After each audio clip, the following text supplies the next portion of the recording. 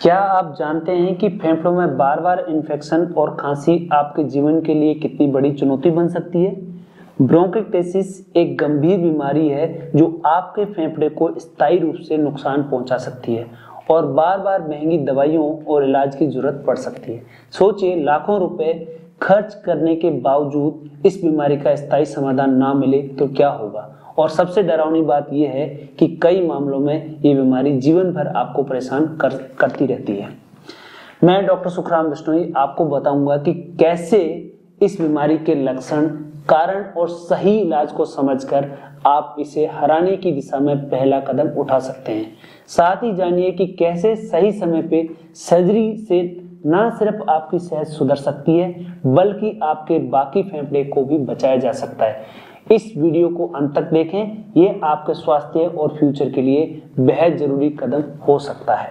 हमारे शरीर का अस्तित्व हमारी सांस पे टिका हुआ है और ये एक निरंतर प्रक्रिया है। अगर इसके फ्लो में कोई प्रॉब्लम आती है तो ये ठीक तरीके से बिहेव नहीं करता है।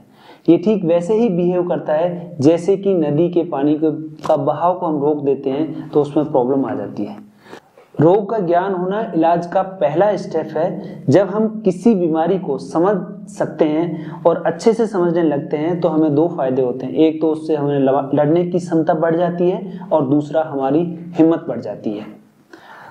आज हम बात करते हैं एक बीमारी जिसका नाम है ब्रोंकाइटिस। ये एक ऐसी कॉम्प्लिकेटेड बीमारी है जो हमारे रेस्पिरेटरी सिस्टम को प्रभावित करती है और इसकी वजह से जो प्रॉब्लम होती है उस प्रॉब्लम को हम अगर टाइमली देख पाएं तो ये हमारे जीवन की जो बड़ी चुनौती है ये उसको हम बदल सकते हैं और इस कठिन चुनौती को हम जीत सकते हैं। अब हम बात करते हैं इस बीमारी को समझने के लिए कि बीमारी होती क्या है, इसके कारण क्या होते हैं और इसका इलाज क्या है और हम इससे बच कैसे सकते हैं। नमस्कार, मेरा नाम डॉक्टर सुखराम बिश्नोई है और मैं मेदांता द मेडिसिटी के अंदर thoracic and lung transplant consultant है। तो आज हम एक जटिल बीमारी जिसका नाम है ब्रोंकाइटिस उसके बारे में बात करते हैं कि क्या होती है। ब्रोंकाइटिस एक ऐसी बीमारी है जिसमें फेफड़े का कोई हिस्सा परमानेंटली डैमेज हो गया है और वो डैमेज हिस्सा हमारे शरीर के लिए प्रॉब्लम क्रिएट कर रहा है, चाहे वो इन्फेक्शन की फॉर्म में क्रिएट कर रहा हो, चाहे वो किसी और फॉर्म के अंदर हमको परेशान कर रहा हो। तो इस बीमारी को हम समझने से पहले हम ये जानना चाहेंगे कि क्या इसके कारण क्या क्या हो सकते हैं। अब इसके कारणों को हम दो पार्ट में डिवाइड कर सकते हैं। एक होता है प्राथमिक कारण कि बच्चों के अंदर किस कारण की वजह से हो सकते हैं। अब इसका जो छोटे बच्चे होते हैं उनके अंदर ये बीमारी हो सकता है जन्मजात हो जिसकी वजह से उनकी ग्रोथ नहीं हो पा रही हो। एक बीमारी है जिसका नाम है सिस्टिक फाइब्रोसिस। ये बीमारी कंजेनाइटल होती है जिसके अंदर बहुत हमारे शरीर के काफी सारे अंग प्रभावित होते हैं, उनमें से फेफड़ा भी एक हिस्सा हो सकता है। एक और बीमारी होती है कंजेनाइटल जिसको हम कहते हैं प्राइमरी सीलियरी डिस्काइनेजिया, मतलब कि जो हमारे बॉडी के जो सिक्रीशंस को क्लियर करने के लिए छोटे छोटे सीलियाज होते हैं जो इसको क्लियर करते हैं, अगर वो उसमें काम नहीं करते हैं तो उसकी वजह से भी हो सकता है। अब दूसरा जो कारण होता है वो सेकेंडरी, जिसको हम कहते हैं मोस्ट इंपॉर्टेंट कारण, क्योंकि अडल्ट्स में जितनी बीमारियां होती है उतनी बच्चों के अंदर नहीं होती है और उसका कारण होता है, ये कारण सारे के सारे एक्वायर्ड होते हैं। उनमें हमारे भारत देश के अंदर सबसे कॉमन जो प्रॉब्लम है वो है ट्यूबरकुलोसिस। दूसरा जो कॉमन कारण आता है वो है निमोनिया। इसके अलावा ये उन लोगों के अंदर भी हो सकती है जिनको लंबे समय तक सांस की बीमारी रहती है और ये पोल्यूशन से भी हो सकती है। ये चाहे कारण कोई भी हो, लेकिन इस बीमारी के अंदर पहले जिसको भी प्रॉब्लम हुई कि कॉमनली इंडिया के अंदर जो प्रॉब्लम होती है वो ट्यूबरकुलोसिस की वजह से होती है और टीबी, क्योंकि हर हिंदुस्तानी को लाइफ में कभी न कभी टीबी हुआ होगा। अगर हम मान के चलें कि पूरी पॉपुलेशन अगर इंडिया की 100% है तो उसमें से 90 से 95% लोगों को कभी न कभी टीबी हुआ होगा। इसका मतलब ये नहीं कि टीबी के लक्षण आपको आए होंगे, बट टीबी की वजह से क्या हुआ है कि आपके फेफड़े का कोई ना कोई हिस्सा टीबी के संक्रमण के टाइम पे नष्ट हो गया और वो परमानेंटली वहां पे है। उसकी वजह से ये कॉमन प्रॉब्लम होती है। निमोनिया के अंदर भी यही प्रॉब्लम होती है, बार बार निमोनिया होने की वजह से ये प्रॉब्लम आ जाती है कि फेफड़े का हिस्सा डैमेज हो जाता है और फिर वो बीमारी हो जाती है। अब इसके लक्षण क्या क्या हो सकते हैं? अभी लक्षण ही हो सकता है कि ये नॉर्मल सांस की बीमारी के जितने लक्षण होते हैं वो सारे के सारे हो सकते हैं कि किसी को बार बार कफ हो रहा है, बलगम आ रही है, खांसी के अंदर खून आ रहा है, बुखार आ रहा है, या फिर सांस लेने के अंदर दिक्कत हो रही है, छाती में दर्द हो रहा है, या फिर किसी और तरीके के लक्षणों के साथ भी ये प्रेजेंट कर सकता है कि छोटे बच्चों के अंदर जैसे वजन नहीं बढ़ता है, या फिर कुछ और प्रॉब्लम्स के साथ कि वो हाइट नहीं बढ़ रही है, फेलियर टू थ्राइव नहीं हो रहा है, उन सारे लक्षणों के साथ ये बीमारी हो सकती है। अब जब ये सारे लक्षण होते हैं तो इन्हीं लक्षणों के बेसिस पे आपका डॉक्टर जो है वो इसका डायग्नोसिस बनाने का कोशिश करता है। जब भी किसी बीमारी के लिए हम डायग्नोसिस की बात करते हैं तो उसमें 3 चीजें जरूरी होती है। पहला चीज होता है क्लिनिकल हिस्ट्री, जिसको हम कहते हैं कि प्रॉब्लम कब से है, कहाँ कैसे ये ओरिजिनेट हुई और किन लक्षणों के आधार पे हम जा रहे हैं, तो हमें डायरेक्शन मिलती है क्लिनिकल हिस्ट्री से। फिर दूसरा आता है फिजिकल एग्जामिनेशन, जो कि आपका डॉक्टर आपके सामने बैठ के आपके रेस्पिरेटरी सिस्टम को एग्जामिन करता है।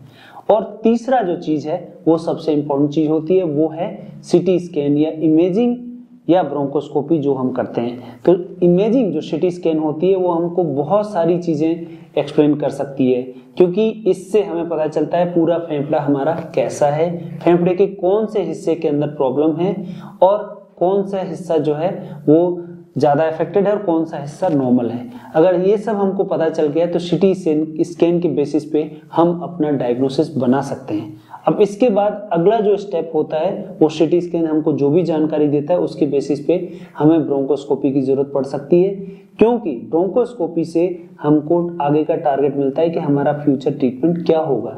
अगर हमको सीटी स्कैन में लगता है कि किसी पेशेंट को एक्टिव इन्फेक्शन है, एक्टिव टीबी है या कोई और प्रॉब्लम है, तो वो हम ब्रोंकोस्कोपी करके अंदर जाके उसको बाल करके लवाज कर सकते हैं, और लवाज करने के बाद हमें इसका टारगेट मिल सकता है कि आगे का हमें इलाज क्या करना है। जब हम बात करते हैं इलाज की, तो बेसिकली हमें इलाज को 3 हिस्सों में डिवाइड किया है। पहला हिस्सा कि हमें इसके लिए क्या दवाइयां देनी है, दूसरा फिजियोथेरेपी, और तीसरा जो इम्पोर्टेंट चीज है वो है सर्जरी। इन तीनों को मिला के इस इलाज को हम कंप्लीट कर पाएंगे। तो अभी मैंने पहले बात की थी कि हम ब्रोंकोस्कोपी करते हैं और ब्रोंकोस्कोपी करके हमको पता चला कि इसके अंदर कौन से टाइप का इन्फेक्शन है। अब उस इन्फेक्शन को हम क्या करते हैं कि कल्चर के लिए भेजते हैं। जब वो कल्चर रिपोर्ट आती है तो हमें उस कल्चर रिपोर्ट से ये पता चलता है कि उसके अंदर एक्स बैक्टीरिया है या फिर वाई बैक्टीरिया है या जेड बैक्टीरिया है या फिर फंगस है या वायरस है। जो भी चीज होगी वो हम जब कल्चर के लिए भेजेंगे तो उसमें हमें पता चल जाएगा। जब वो कल्चर की रिपोर्ट आती है तो हम उसके एंटीबायोटिक्स उसी के हिसाब से हम चालू करते हैं। अब उसका एंटीबायोटिक जब हमने चालू किया तो इसकी वजह से क्या होगा, वो उस टारगेटेड बैक्टीरिया को किल करता है। दूसरी जो चीज है वो है कि जो ब्रोंकिक्टेसिस की वजह से फेफड़े का हिस्सा नष्ट हो गया है, उस नष्ट हुए हिस्से को अंदर बलगम जमा हो जाती, उस बलगम को हमको बाहर निकालने के लिए म्यूकोलाइटिक्स देने पड़ते हैं। ये म्यूकोलाइटिक्स क्या होते हैं? म्यूकोलाइटिक्स जो है वो फेफड़े के अंदर जो बलगम थिक हो गई है या भारी हो गई है, बड़ी हो गई है, उसको निकालने के लिए इस म्यूकोलाइटिक्स थेरेपी का यूज किया जाता है, जिसकी वजह से ये छोटे छोटे टुकड़ों में बांटती है और ये टुकड़े जब हम फिजियोथेरेपी कराते हैं तो उसके अंदर से बाहर निकलते हैं। अब इसके अलावा एक और इम्पोर्टेंट चीज जो होती है इसके अंदर की, जैसे इन्फेक्शन हुआ तो ब्रोंकस हमारा छोटा हो जाता है, उससे कचरा बाहर नहीं निकल पाता है, तो इसके लिए हम ब्रोंको डायलेटर यूज करते हैं, जिसकी वजह से ये ब्रोंकस या छोटे ब्रोंकस जो होते हैं उनको डायलेट करके बड़ा कर देती है, और बड़ा होने की वजह से वो हमारा कचरा जो अंदर जमा होता है वो सारा का सारा बाहर निकल जाता है, और जिसकी वजह से हमको टेम्परेरी रिलीफ मिलता है। इसके अलावा हम कुछ एंटी इन्फ्लामेटरी भी यूज करते हैं जो हमारे इन्फ्लामेशन को कम करते हैं। अब इसका जो सेकंड हिस्सा आता है वो है फिजियोथेरेपी, कि जो बलगम अंदर पड़ी हुई है उस बलगम को बाहर निकाल के हमें इन्फेक्शन का पार्ट कम करना है।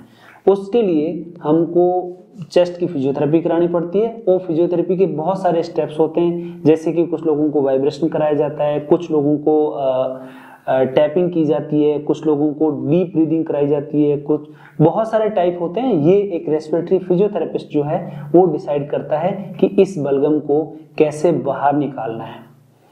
इसका जो अगला स्टेप होता है जिसको हम कहते हैं पोस्टल ड्रेनेज। अब पोस्टल ड्रेनेज क्या होता है?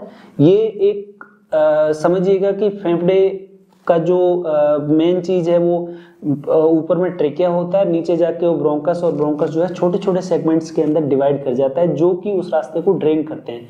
तो एग्जैक्टली अगर हमको पता है कि कौन से फेफड़े के किस हिस्से के अंदर प्रॉब्लम है, तो हम सिर्फ उसी फेफड़े के इस पर्टिकुलर हिस्से को फिजियोथेरेपी कराएंगे, जिसकी वजह से ये सारा का सारा जो कचरा है वो बाहर निकल पाएगा। इसको हम पोस्चरल ड्रेनेज कहते हैं। लेकिन ये यूजुअली चेस्ट की वो एक्सरसाइज है जो आपको आपका रेस्पिरेटरी फिजियोथेरेपिस्ट इस चीज के बारे में गाइड कर सकता है। अब हमने जो भी मेजर्स लिए हैं ये परमानेंट मेजर्स नहीं है। कारण ये बताता हूं कि जो फेफड़े का हिस्सा डैमेज हो चुका है वो डैमेज हिस्सा कभी वापस नॉर्मल नहीं हो सकता, क्योंकि जो हम एयर बाहर से अंदर सांस में लेते हैं वो एयर कभी भी फिल्टर नहीं होती है। और फिल्टर नहीं होने की वजह से क्या होगा कि जब फेफड़ा पूरा नॉर्मल होता है तो उसके पास नॉर्मल इम्यूनिटी होती है, बाहर का जो भी इन्फेक्शन आता है वो उसको ग्रो नहीं करने देता है।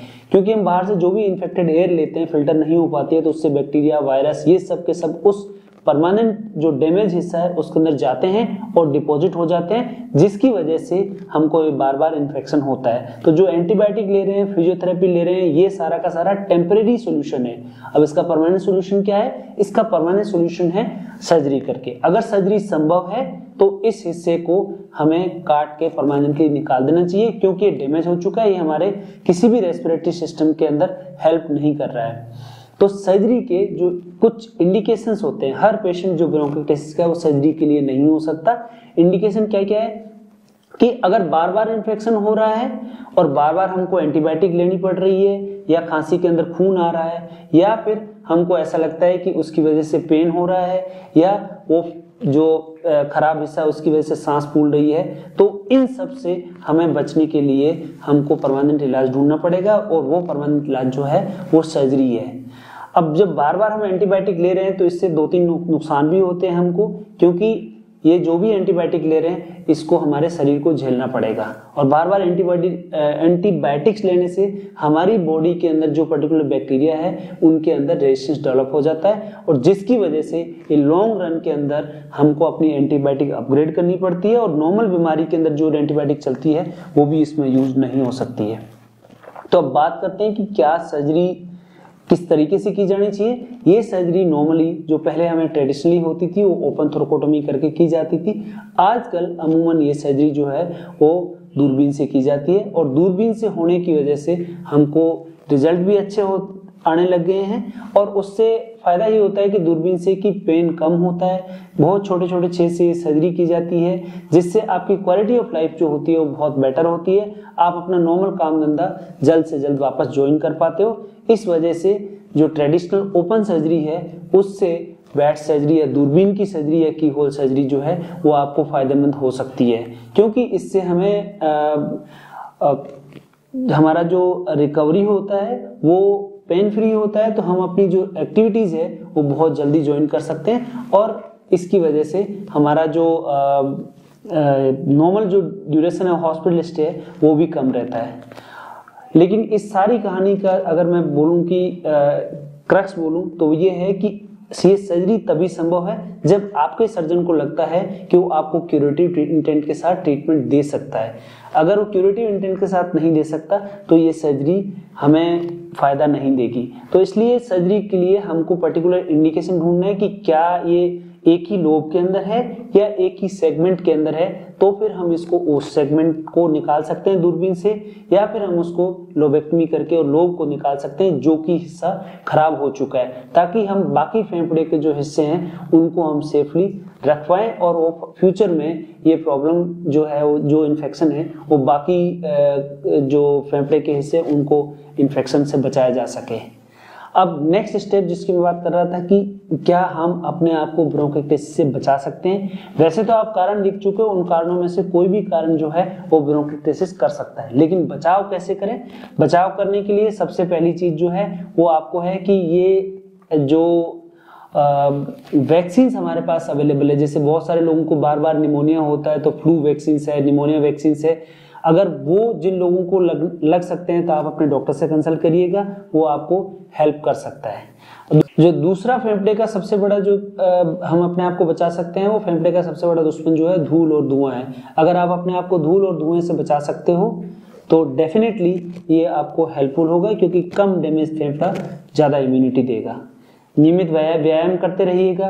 जो हमारे इम्यूनिटी बढ़ाने वाले जो चीज़ें हैं, जैसे हल्दी है, ये अदरक है, ये सारी जो हमारी ट्रेडिशनल चीज़ें हैं वो आपको हेल्प कर सकती है, इम्यूनिटी बढ़ा सकती है। और दूसरा ये कि आप अपने डॉक्टर से रेगुलर हेल्थ चेकअप के साथ रहिएगा। हो सकता है कि बीमारी को पहले बचा सके और पहले पता चल सके। बेहतर पता चलने से हमको ये होगा कि इलाज जो है वो बेहतर हो पाएगा। इन शॉर्ट अगर मैं बोलना चाहूँ कि ब्रोंकाइटिस क्या है, तो ये कॉम्प्लिकेटेड कंडीशन है जिसके अंदर फेफड़े का कोई हिस्सा परमानेंटली डैमेज हो गया है, जिसमें बार बार इन्फेक्शन होने की वजह से हमको प्रॉब्लम हो रही है। और इस प्रॉब्लम का जो शुरुआती इलाज है वो एंटीबायोटिक है, ब्रोंकोडायलेटर है और चेस्ट फिजियोथेरेपी है। अगर इन सब चीज़ों से सेटल नहीं होता है तो इसका परमानेंट इलाज जो है वो अगर पॉसिबल है तो सर्जरी करके हम इस प्रॉब्लम से परमानेंटली सॉल्यूशन ले सकते हैं।